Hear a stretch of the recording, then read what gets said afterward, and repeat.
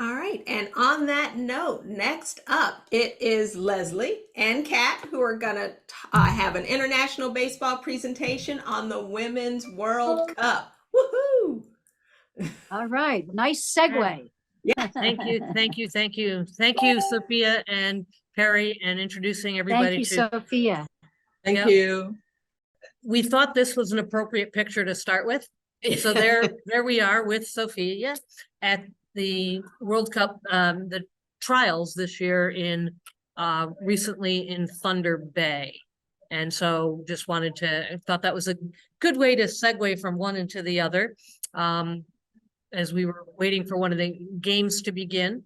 And so first thing that I wanted to do before we jump into a few other aspects of the World Cup is just for those, because maybe I'm not sure everybody's awareness of what is coming up next year, but a couple people had asked earlier, the dates for next year's World Cup will be July 28th to August 3rd in Thunder Bay, Canada. There will be 6 teams playing: the United States, Canada, Mexico, Japan, Chinese Taipei, and Venezuela. So those will be the 6 teams playing. It will be a single round robin tournament with them, the top 2 teams playing for the championship and the 3rd and 4th place teams playing for the bronze medal. That championship game, you will be able to watch all of these, but that'll take place on August 3rd, with the current #1 team in the world being Japan, partly as a result of all of their playing. Japan has also won 6 of the 8 World Cups. The only 2 other victories came to the United States. So those are the winner. The United States won the first 2 back in 2004 and 2006. But this year, we had a really unique opportunity to watch the U.S. national team play both here in the United States and then in Thunder Bay. And so I'm going to turn it over to Kat to talk about what happened in Rockford with the USA national team. Thank you, Leslie. Yeah, I have to admit, I've only been to one other World Cup, and that was the one in Florida in 2018. So I wasn't sure, I wasn't an experienced World Cup goer, and I wasn't sure what to expect, obviously. And so when we knew that the World Cup was doing the stages this year as opposed to the way the format they've had in the past, and it was in Thunder Bay, we kept thinking, how can we get the USA team to Rockford, the international home of women's baseball? How can we get our national team? Well, it took us over a year to get that squared away. The city of Rockford rolled out the red carpet. The Bayer Stadium has never looked as good as it did on those 2 days. They came the first day, they did August 2nd, they did an open practice at Bayer Field. And of course, for those of you that don't know, Bayer Field is the original home of the Rockford Peaches. We are working to, the IWBC is working to restore it and use it for baseball, both men's and women's baseball. They got there on that day for the practice now, and I have to keep saying this over and over again. They got off the bus and walked into the arms of Maybelle Blair, who was there to greet them. They took the field and they were completely stunned by the number of fans who showed up to Bayer Field just to watch them practice. So as they were leaving, I said to Anne Claire, who is one of the women in charge, I said, wait till tomorrow. They got there the next day for an exhibition game. The estimate was a mere 1,300 people showed up to watch the USA women's national team play this exhibition game. The players, the coaches, everybody was blown away. They were, they were very impressed with what Rockford pulled off. But most importantly, those 1,300 people were able to watch their national team. Many of them, until then, didn't even know we had one. And so, talking about this experience of the Women's Baseball World Cup through the lens of fans, through the lens of what it means overall in baseball. We know what it means. We're tied into this world, but bringing to Rockford, to any other city, bringing the U.S. national women's baseball team to these cities, and to having and being able to have them play in front of local fans does an enormous amount for the growth of women's baseball. So Leslie and I were very fortunate then that we followed the team up to Thunder Bay. And as I said, I had only been to one other World Cup. This one was very different than the one in Florida. And Leslie and I sat there in those stands blown away by the fans from Mexico, for the fans from just about every single team. And finally, the fans from Canada. The night that Canada played the US, the stadium was packed. Leslie and I were surrounded by a group of men screaming and yelling and all into the game and cheering. And we realized they're the fathers and the uncles and the grandfathers of the US women who are playing on that field. And I have to tell you, my pre-Title IX baseball playing days never saw anything like that. And I was just blown away. And I never played in the World Cup, never umpired in the World Cup. I am only a person who is trying to get as many girls to have that opportunity as possible. But from my perspective, I've never seen anything like it. I've never seen anything like it. So I would say to anyone who can, go, be there, be part of it, watch it. It's an amazing experience. And again, I can't speak to it from a technical standpoint, but I can certainly speak to it from the point of view of someone who wants nothing more than to sit in a baseball stadium just like that, all around the world, and be completely surrounded by fans cheering for women playing baseball. Thanks, Matt. That was also part of the stands. Enjoy. Yes. Sorry, I was muted. I just said thanks. That was Kat and I up in the stands enjoying that experience in Thunder Bay. And it really was an experience. As Kat pointed out, this was something, I was also there in Florida in 2018, and Florida in August is not a pleasant experience for fans or players. And so it was umpires, isn't that right, Perry? It was a tough experience, but the baseball was incredibly worthwhile.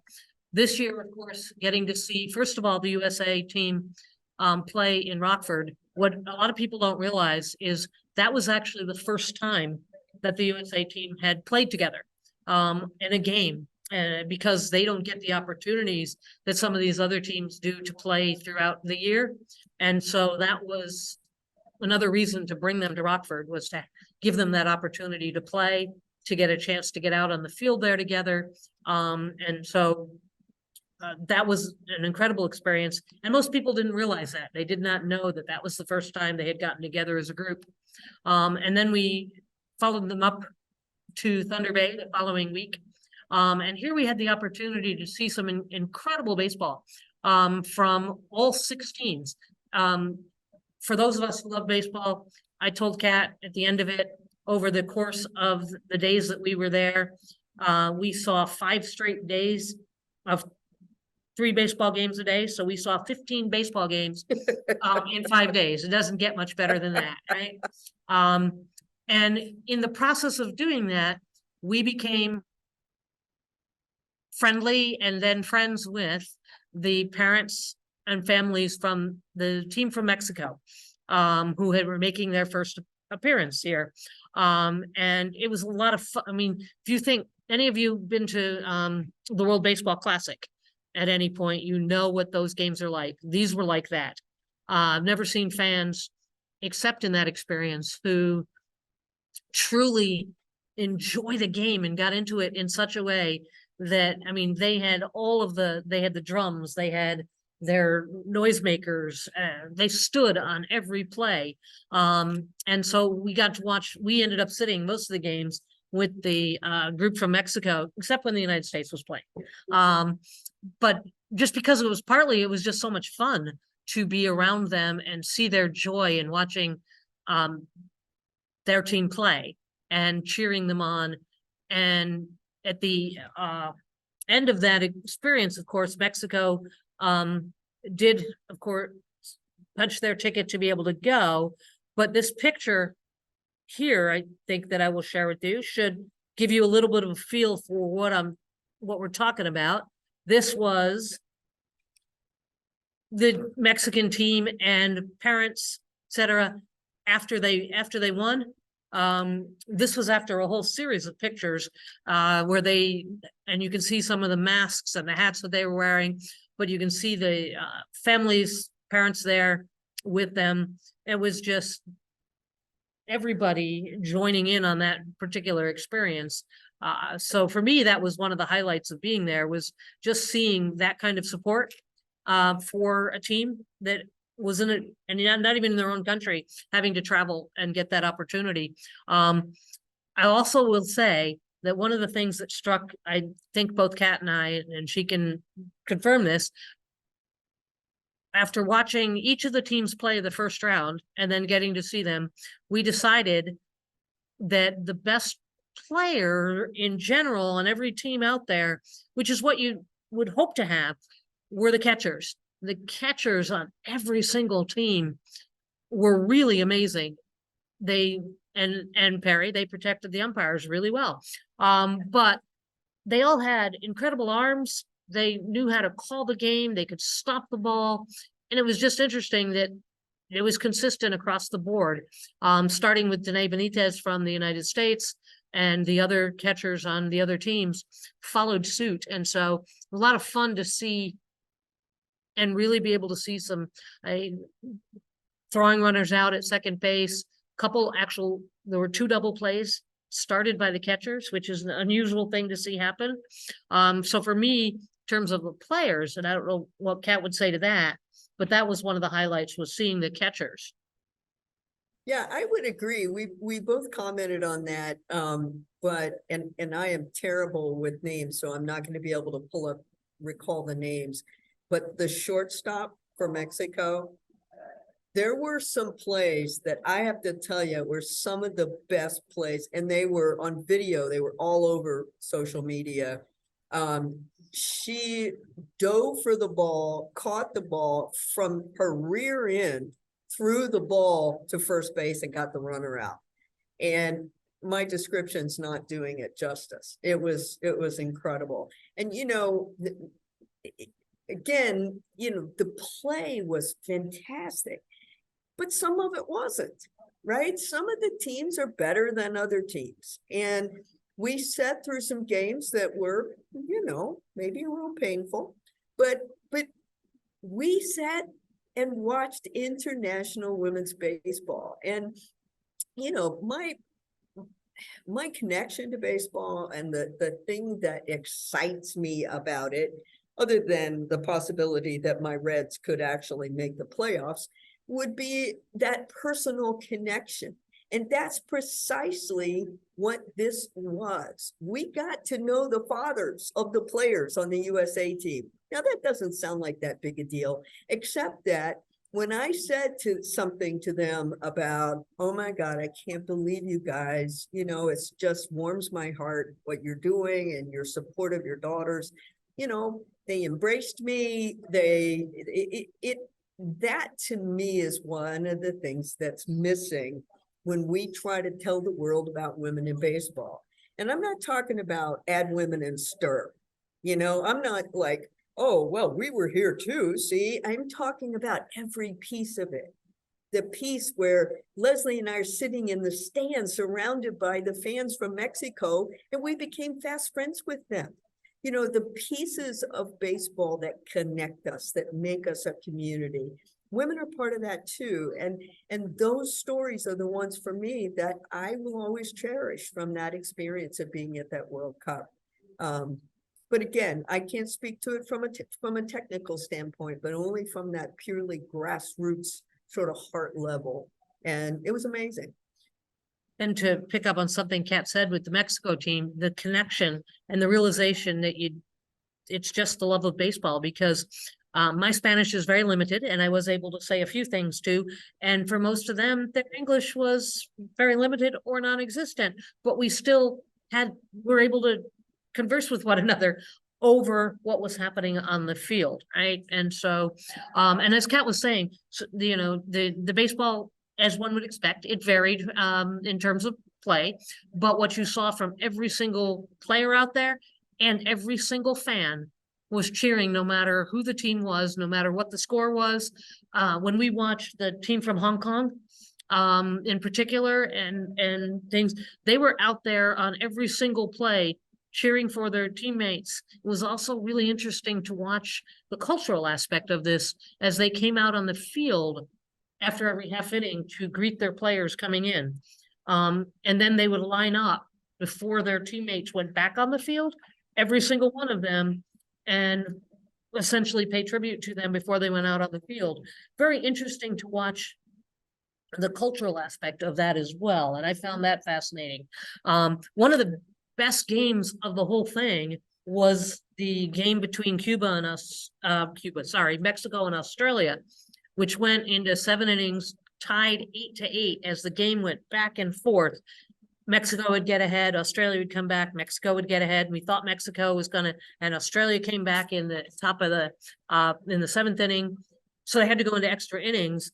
And one of the young ladies from Cuba, Ibarra Munoz, hit a 3-run homer to take that game in extra innings. You would have thought that there was a championship at stake. And that, again, was another highlight from watching the game. But I would also tell you that what Kat mentioned, if you look up just look up the World Cup and look up the play by the shortstop. You don't even have to know her name. It's amazing to see that. And so, and then, of course, this other picture that I want to share with you real quick captures another aspect of the spirit of this particular tournament. And so let me show you, and some of you may have seen this picture, but it still captures what we're talking about. And here is the United States. After their victory, they won all 5 games, scored their opponents 72-0. But you see the shield in the center and everything. Every single team had something like that. So the Mexican team had their sombreros and their masks. They all that celebrated who they were and their spirit. And this one really captured. And you can see Kelsey Whitmore there on the far corner in the right.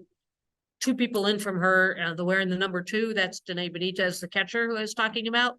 And then up in the top left-hand corner, the second woman in wearing the warm-up jacket, that's Tamara Holmes. Tamara Holmes has been in all of the World Cups, except for the first one, as either a player or this year as a coach, and so imagine the experience that she has. But this picture for me really captured the spirit of We are happy if there are any questions that anybody has, either to toss them in the chat, and if we can answer them, we certainly will, or feel free to raise your hand and we can call upon you as well. Harry. And Mexico has been one of the best teams as Hugo hits it in the air, hits it well to left field. Going to take a hop. Am I unmuted? Yes, you are. Okay. Yeah, just to flesh out your comments about how great the catchers are, I can definitely vouch for that. The caliber of their baseball savvy is just so astonishing. And to me, one of the big reasons is that they have been playing, all of them now, since the time they were 4, 5, 6 years old. They are not new to the ball field. They're not novices. They've grown up in the culture and, been trained by their dads or mothers or, close relatives probably, with this great attitude and, focus about how to do things properly as a catcher, how to protect the umpire, how to relate to the umpire, so that we work as a team in concert with each other rather than as an adversarial, group, which is really important. And all those girls know how to do that. And it's just such a pleasure to see those wheels spinning and watch the level of skill continue to grow every single year. And I mean, 20 years ago, most people wouldn't have believed that a girl could make that throw from, shortstop to first base or from home plate to second base. And I see it all the time. And that's because they've been inculcated with those skills from the time they were small. And it's making such a big difference. And this time, 10 years from now, it's not going to be, the level of competition will not be as uneven, because all of the girls coming up will have reached that same level of skill that they've been playing with since they were very, very And young. to Perry's point, we mentioned yesterday just in our trivia that there are 37 countries that now have some form of organized women's baseball. 30 of them participated in various tournaments leading up to the trials in order to be selected to participate. Because this year's trials, just for those who didn't know, was the first time there was a very different format, and the format involved tournaments to qualify to play in the trials, coming from the Americas and from Africa and from Europe and Asia. And so the 12 teams that ended up playing both in Thunder Bay and then the second group in Japan were the 12 teams that came out of those original 30 that started playing. And so that's what you end up with, to Perry's point. And so every year, and there were newcomers. Mexico was one of those. There were a number of newcomers to the tournament this year, which is exciting to see. And so that's a really cool part of it as well.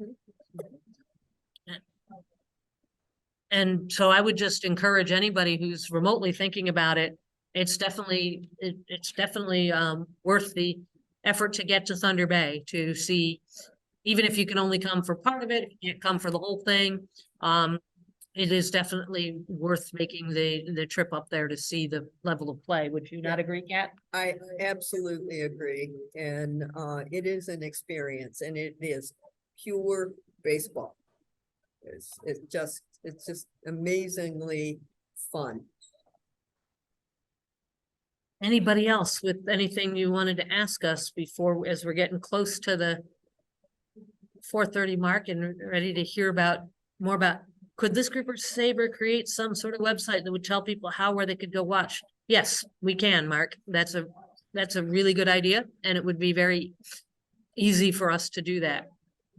You could also check out Ryan Woodward's Women in Baseball Week on social media, and a number of other things that he does.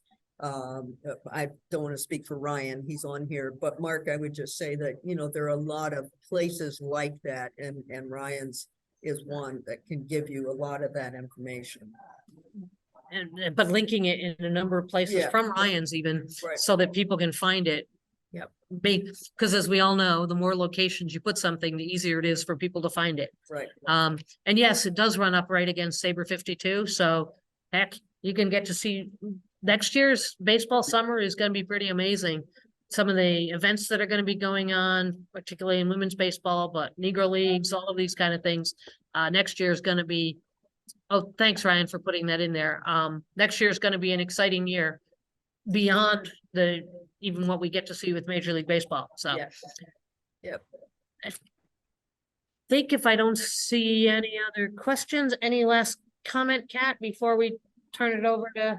No, I hope that if any of you decide that you want to make the trip, get in touch with us. We'll do our part to point you in the right direction. Of course, there is the whole issue of once you're up there, you may not be able to get home. We couldn't for quite a while, but you know. We spent 3 extra days, but what the heck, you know? Unplanned extra days in Canada. Yeah. Thank you, everyone. Thanks, everybody.